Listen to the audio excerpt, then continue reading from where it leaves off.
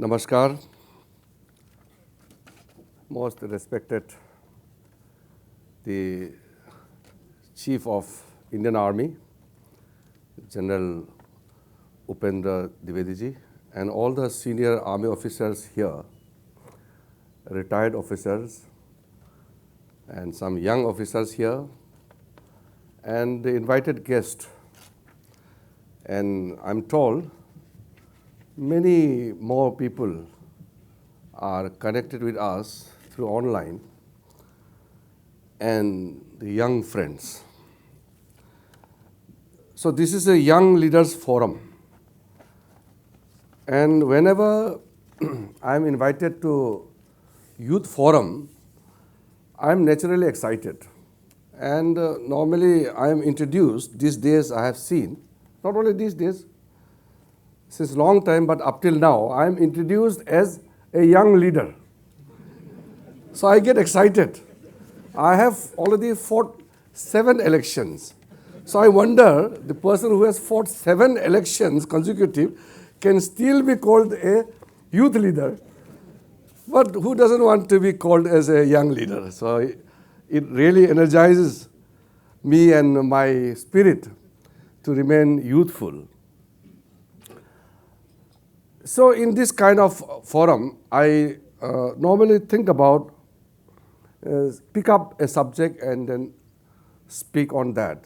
But today, while I was coming, of course, today is very busy day, being the birth anniversary and very important time of our history, 150th birth anniversary of Sardar Patel. So today we celebrate as National Unity Day, Rashtriya Ekta Divas.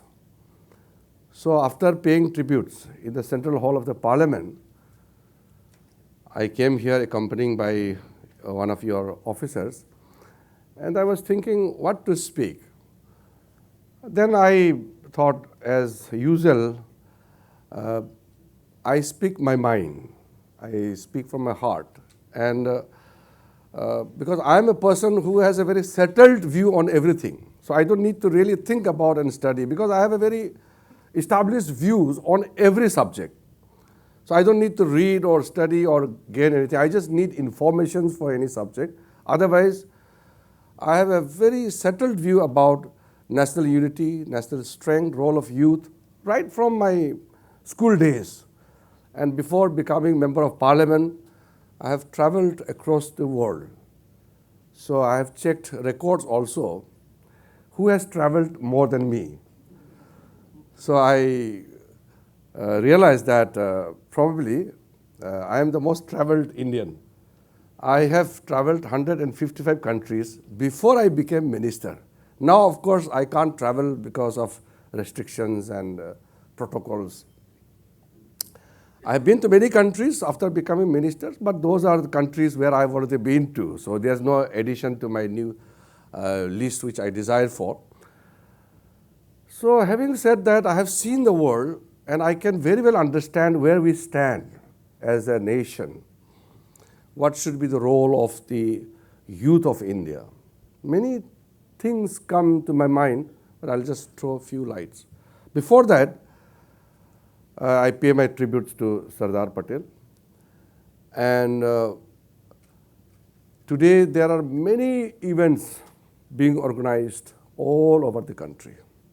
Honorable Prime Minister is there in Ekta Nagar, in the Statue of Unity, where the Central Armed Forces are having a mega event.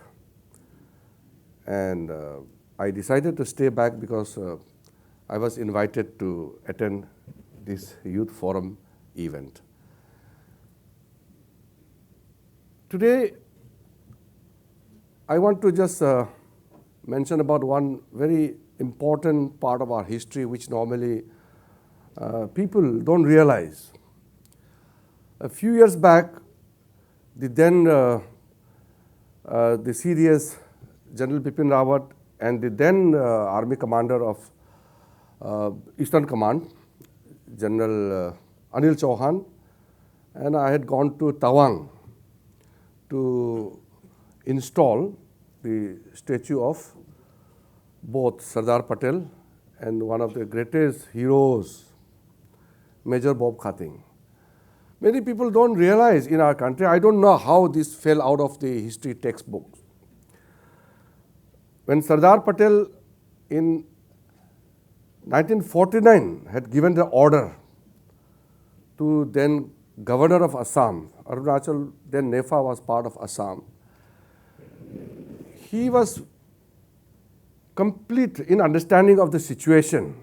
So Sardar Patel gave an order that explore ways and means to acquire Tawang and to be merged with India, to make it part of Indian territory.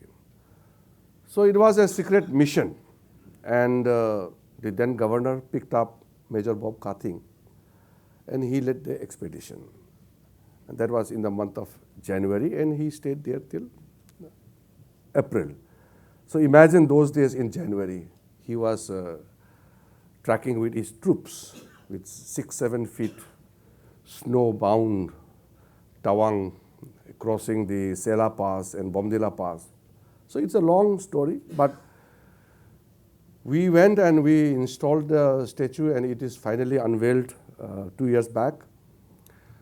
And on this day, along with Sardar Patel, I would like to pay my tributes to Major Bob Khating, one of the greatest army officer, our great leader, I can say that.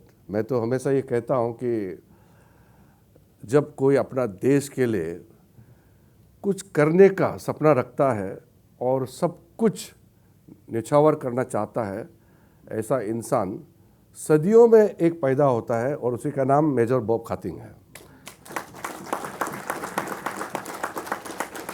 इतिहास में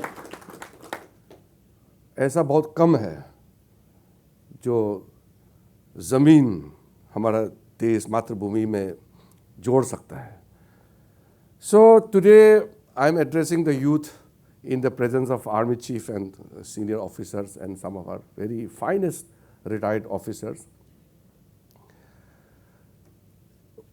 I wonder that India is such a gifted nation.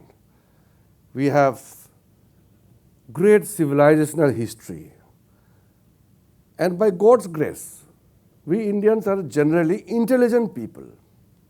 We are gifted people. Yet, what is that which made India a developing nation? Actually, what is developing nation? It's a poor nation.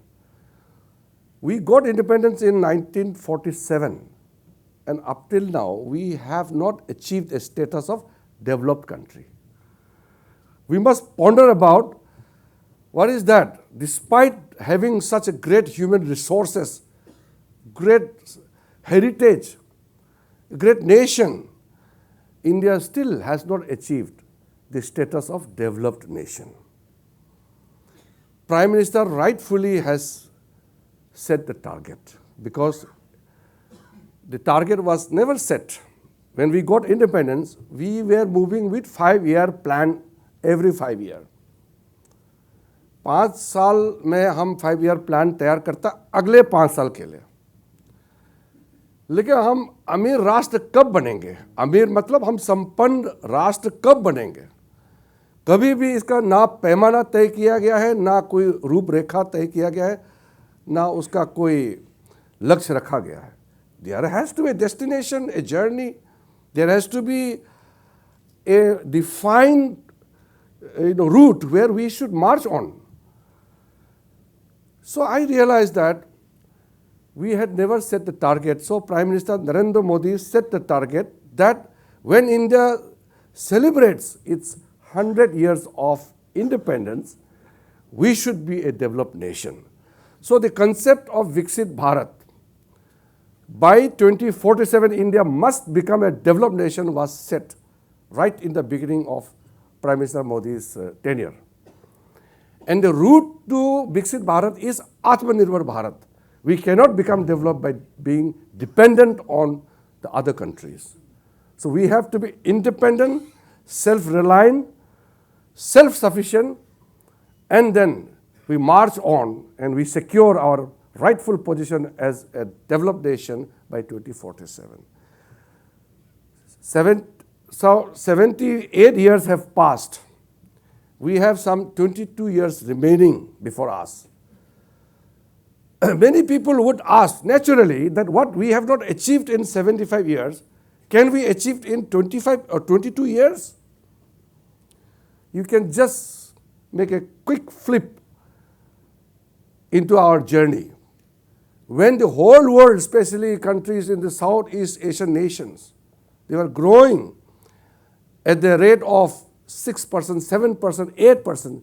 China was growing at the rate of 10% for more than 2 decades. And they grew for more than 9% for another 2 decades. India was growing at 2.5, 3, at the most 3%. So they used to make fun of us. The India's economic growth rate is a Hindu growth rate, which was pegged at 2.5%. We cannot become a developed nation by growing at 2%. For such a long period of time, we were growing at snail's pace, and the whole country, whole nation used to think that India cannot become another Southeast Asian countries or Japan or China. The Western countries had become developed country at the time of Second World War itself. Then Southeast Asian countries, then Japan. Now you come to the present. The whole world, including United States, they are growing between 2 to 3%. That means most of the countries today are growing at 2% to 3%. And many developed countries are growing below 2%. But today India is growing at more than 7%. This is the change in which we are witnessing ourselves. That the whole world is growing at 2%, 3%, India is growing at 7+%. Now with this rate of our economic growth, you can very well calculate where India would be if we continue to grow in this rate for next 22 years. So it is not merely a wishful thinking. It is a journey where we are going to make ourselves one of the foremost nation in the world. We would be third largest economy in next 3 to 4 years' time with this economic growth rate, but that is not enough. We have to see much beyond the third position. मैं तो हमेशा कहता हूँ fourth position तो हम पहुँचे हैं, लेकिन फोर्थ में मज़ा नहीं आता है क्योंकि मेडल तो 1, 2, 3 का ही होता है हमेशा. फोर्थ का तो मेडल होता नहीं है. PT Usha fraction of second से मेडल मिलने से चूक गई 1984 लॉस एंजलिस ओलंपिक्स में. तो चूक गई ना, तो मेडल तो मिला नहीं है, भले वो 1 सेकेंड हो या फ्रैक्शन ऑफ सेकेंड्स. तो इसलिए हमको एक पोजीशन में तो आना है ताकि हम उस मुकाम पर पहुँचे जहाँ दुनिया हमको देखे कि हम कहाँ खड़ा है. So while all these things are happening, it has not happened automatically. It has happened with the participation of our youth forces. In the journey along with youth forces, I must mention the role of Indian Army. The Indian Army is one of the unique forces in the world. I have a close affinity, emotional bonding with armed forces from my childhood. Because when I grew up, we were told the story of 1962. I was not born in 1962, but it was fresh because everybody was narrating what is happening all around those times. My father used to tell me that when the whole the coming zone was captured, my village was overrun. Then unfortunately, due to lack of ammunition, logistic supports, a complete platoon Indian armed forces, they were there in my village because there was no supply and all. So my father had to release whatever was there in the granary. हमारा जो godown में जो था उसको अपने forces के लिए पूरा खोलना पड़ा, क्योंकि उसके चारा और हमारे पास नहीं था. So how it impacted our psyche, the situation. What I have grown up with, people will not understand. They may read in books or they may listen to the narration. So I very well know what I have passed through, what I understand, how I see the things. Other people will not see because they have not endured the situation. So at the very early age, I realized that we have to be strong. We can't afford humiliation. We must do something. And also, मैं तो कहता नहीं आजकल तो फिर, because being a minister, I cannot speak beyond a point. But मैं बदला लेने के लिए इतना उत्सुक था कि जो 62 में जो किया उसको कैसे मजा चकाना एक बार कहीं जहाँ भी मौका मिलेगा. So that was burning in my heart. So we were trained under SSB because guerrilla warfare was one of the important components of the local citizens in Arunachal Pradesh.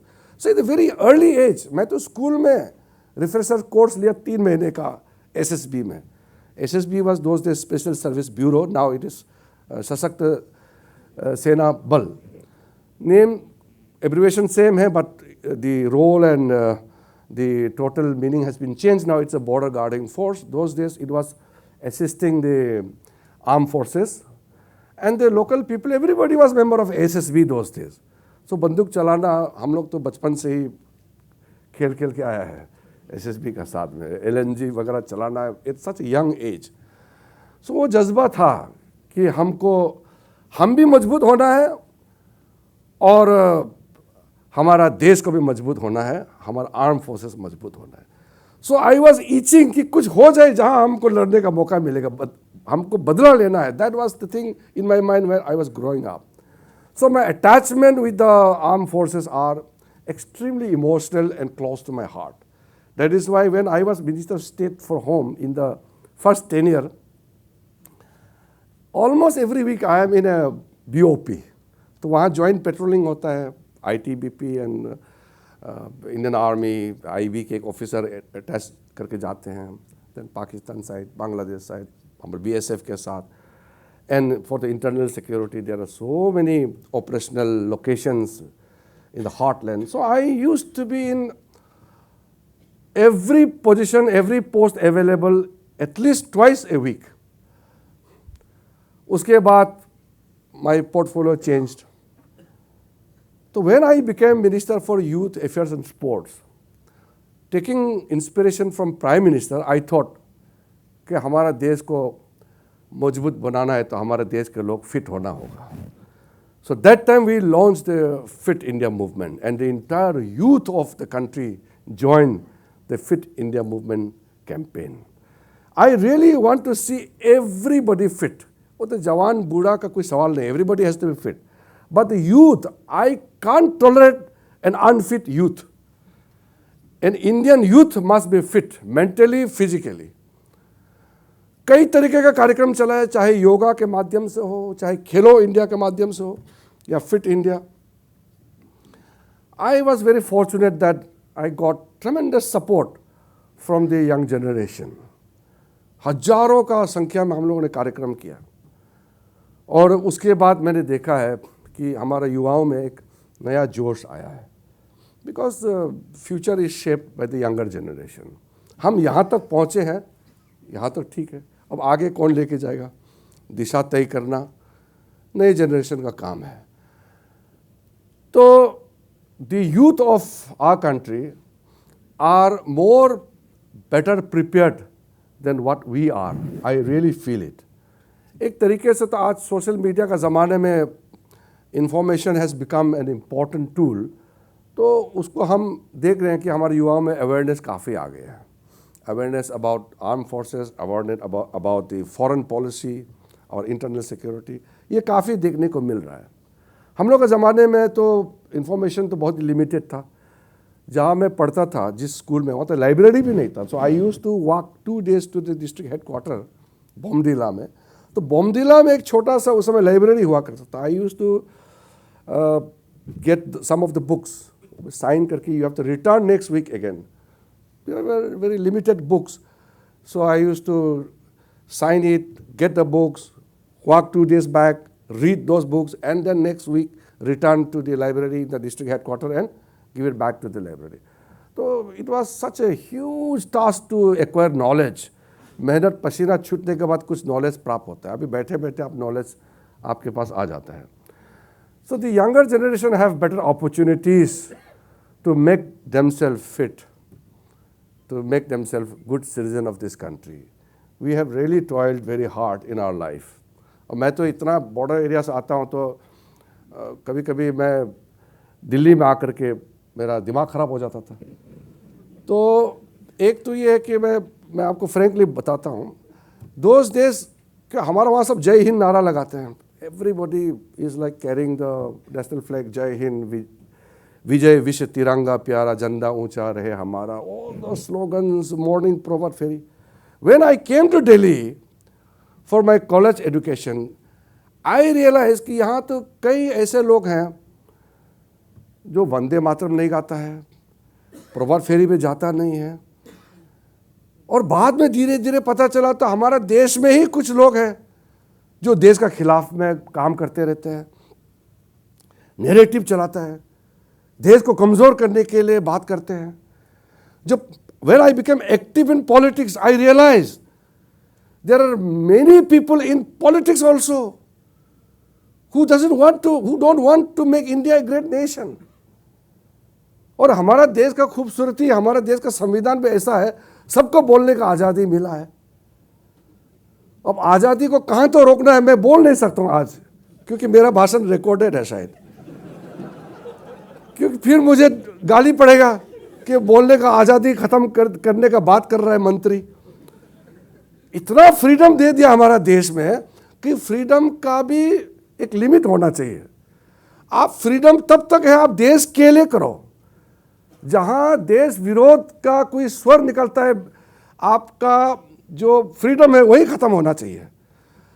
अब मैं पार्लियामेंट्री अफेयर्स मंत्री भी हूँ, तो जब हम संसद में कानून बनाते हैं तो मेरा ही जिम्मेदारी है सबको सम्मिलित करना है. तो मैं जो पॉलिसी मैटर में तो ज़्यादा यहाँ कह नहीं सकता हूँ, लेकिन मेरा ये निजी मानना है कि जो देश भक्ति का भावना मैंने बचपन से जो सीखा है, आगे जा कर के मुझे काफ़ी डाइल्यूशन नज़र आया है. मैं किसी का freedom of speech, freedom of liberty expression का मैं विरोध नहीं हूँ, लेकिन कोई भी फ्रीडम अगर अपने निजी स्वार्थ के लिए, देश के जो इंटरेस्ट में उससे ऊपर अपने लिए अगर इस्तेमाल करता है तो ये ठीक बात नहीं है. मैं बहुत साफ साफ सोचता हूँ इस मामले में. तो हमारे देश में इतना खूबसूरत संविधान तो मिला है, उसका लोग इस्तेमाल करता है, अच्छी बात है, लेकिन इसका बेइस्तेमाल नहीं होना चाहिए. तो हमारा जब देश का हम यूनिटी इंटीग्रिटी का बात करते हैं तो हमको हमारा इंडियन आर्म फोर्सेस जिस तरीके से कंट्रीब्यूशन दिया है, मैं मानता हूं कि दुनिया में शायद कोई ऐसा आर्म फोर्सेस होगा जो अपने देश के लिए इतना कुर्बानियाँ दी हैं और आज भी तैयार है. तो आज के इस मौके पर मैं हमारे इंडियन आर्मी को सैल्यूट करता हूं. आपने हमारे युवाओं को जो प्लेटफॉर्म दिया है और जो अपने अपने बात रखने का भी मौका दिया है, इंटरेक्शन का भी कार्यक्रम रखा है, ये बहुत आपने अच्छा किया है. जनरल साहब, आपका बड़ा इसमें बड़ा योगदान है. कहने के लिए मेरा मन में कई टॉपिक है, लेकिन मैं खुद रियलाइज़ कर रहा हूँ कि बहुत लंबा भाषण दे करके फ़ायदा नहीं है, क्योंकि कहने के लिए तो मैं किसी सब्जेक्ट के ऊपर मैं बहुत कुछ बोल सकता हूँ. और मैं तो पहले सिक्योरिटी का विषय में भी लिखता था. मैं कई न्यूज़पेपर मैगजीन में लेख लिखा है, वो तो 25-30 साल पहले की बात है. तब मैं इंडियन सिक्योरिटी के बारे में, चैलेंजेस के बारे में मैं लेख लिखता था एट वेरी यंग एज. और जब मैं सोवियत यूनियन गए थे 1986-87 में, तो सोवियत यूनियन से वापस आने के बाद वो एक सुपर पावर था. तो मैंने कहीं मैंने कह दिया हल्का फुल्का से कि आगे जाकर के सोवियत यूनियन बिखर सकता है, दी USSR, तो उसमें एक बड़े अधिकारी थे, तो मुझे कहा कि आप कैसे कह सकते कि सोवियत संघ टूट सकता है। गोरबाचेव उस समय जनरल सेक्रेटरी थे वहाँ के कम्युनिस्ट पार्टी के। तो मैंने कहा कि मैंने कुछ देखा है, इतने दिन में सोवियत संघ में रहा है, तो मुझे कुछ लक्षण दिखाई देता है कि सोवियत संघ एकजुट नहीं हो सकता है। तो मेरा एक एक्सपीरियंस है, ये कभी मौका मिलेगा तो इस विषय में मैं चर्चा जरूर करूँगा, क्यों मेरा मन में ये बात आया। और आकर के 1991 में 4 साल बाद सोवियत संघ टूट गए, 15 रिपब्लिक्स में बांट गए। तो एक देश को यूनाइटेड रखने के लिए कुछ चीज़ है, कुछ स्पिरिट होता है जो देश को सिर्फ मजबूत ही नहीं, एक साथ बांध करके एक शक्तिशाली ताकतवर राष्ट्र बनाता है। वो एक स्पिरिट होता है देश में। आज मुझे लगता है कि मेजॉरिटी ऑफ द इंडियंस, युवा वर्ग में ये स्पिरिट भरा हुआ है। तभी मैं शुरू में कहा कि जो आत्मनिर्भर भारत का जर्नी है और जिस रफ्तार से हम आगे बढ़ रहा है और जो इकोनॉमिक ग्रोथ हमने हासिल किया है, प्रधानमंत्री नरेंद्र मोदी जी के नेतृत्व में जिस तेज़ी के साथ हम आगे बढ़ रहा है, कोई हमारे मन में संशय नहीं है। There is no doubt, no second thought in my mind, with the support of our youth forces, our young minds, with the dedication of our armed forces, India will definitely achieve a status of Viksit Bharat, developed nation by 2047. ये हो करके रहेगा, ये मुझे दिखाई देता है। इसलिए इस युवाओं का कार्यक्रम में मुझे बुला करके मुझे बहुत आनंदित महसूस हो रहा हूँ। I am extremely dilated also, feeling proud. So as I said, I don't want to really make a lecture here. I've just come to participate and witness your spirit here on this historic place as well as historic day. My best wishes to you all, especially the young friends. If you have any question, I'm ready to respond to any query. Normally, I prefer interaction than making speeches. So thank you, General Saab. Thank you for inviting me. Jai Hind.